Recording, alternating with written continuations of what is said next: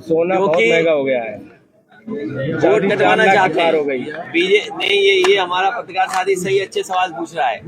BJP चाहती है पीतल के जेवर बनाओ, पीतल के। अब सोने के जेवर नहीं बना सकता कोई। बीजेपी चाहती है कि पीतल के जेवर पहनो, नकली जेवर पहनो। बताओ, सोना खरीद सकते हो? नहीं, चांदी खरीद सकते हो? बड़े लोग खरीद सकते हैं। नहीं, ये नहीं चाहते गरीब अपनी बेटी की शादी में, घर परिवार की शादी में कुछ जेवर दे दे। हमारे पत्रकार साथी ने सही सवाल उठाया है। अब ये जेवर भी नहीं खरीद सकता कोई।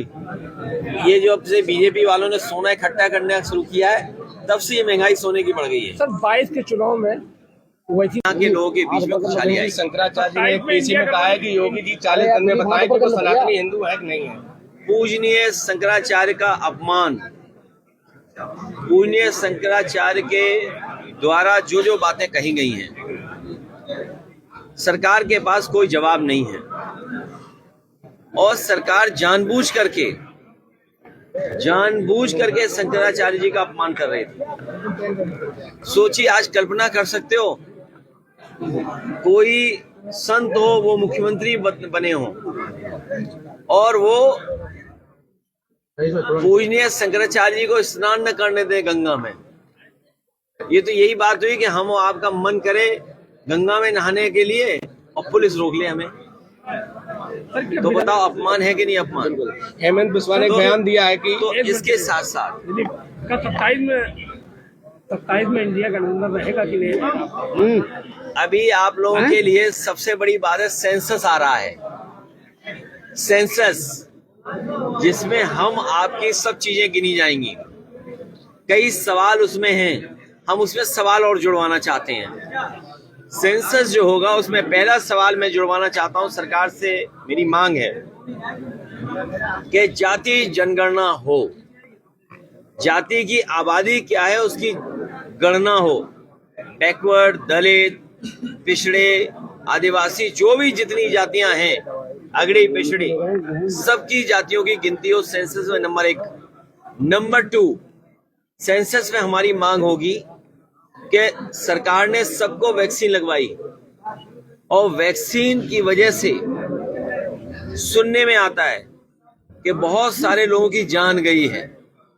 तो कम से कम सेंसस जब हो रहा है तो ये मांग उठती है हमारी तरफ से कि जिन लोगों की जिस भी बीमारी से जान जा रही है, और खासकर उनकी जिन्होंने वैक्सीन लगवाई और वैक्सीन के बाद बूस्टर लगवाया है, तो अगर सरकार के पास आंकड़े होंगे तो भविष्य में स्वास्थ्य विभाग को और डॉक्टर्स को, रिसर्च करने वालों को आसानी होगी कि हम अपनी जनता के लिए, उनके इलाज के लिए, उनके स्वास्थ्य के लिए क्या फैसले लें। हेमंत बिस्वा ने एक बयान दिया है कि मुसलमानों को तकलीफ पहुंचाओ, अगर मुसलमान रिक्शा वाला 5 रुपए मांगे तो उसको 4 रुपए दो।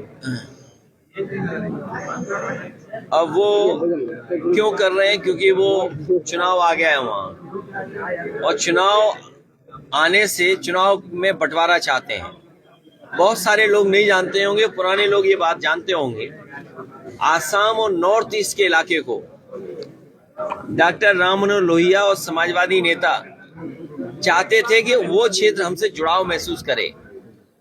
उसका नाम उर्वशियम भी होना चाहिए था, क्योंकि सांस्कृतिक रूप से, सामाजिक रूप से, आर्थिक रूप से और भावनात्मक जुड़ाव बढ़ाने के लिए हम लोगों को उधर उर्वशियम इलाका कहना चाहिए था।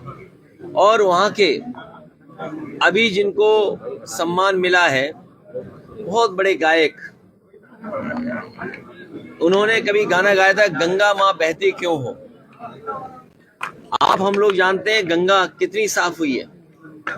तो जो बुनियादी सवाल हैं कि हमें किसान की पैदावार की कीमत देनी है, आलू के किसान की मदद करनी है, बिजली सस्ती देनी है, तो हम तो उनसे कहेंगे कि बीजेपी के लोग बिजली सस्ती कर दें।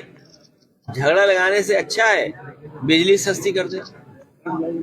भैया यूजीसी को लेकर क्या भाजपा की उल्टी गिनती शुरू हो गई है? 27 में क्या ओवैसी को गठबंधन में लेंगे आप? देखिए, अभी पीडीए ने अभी बीजेपी को हराया है।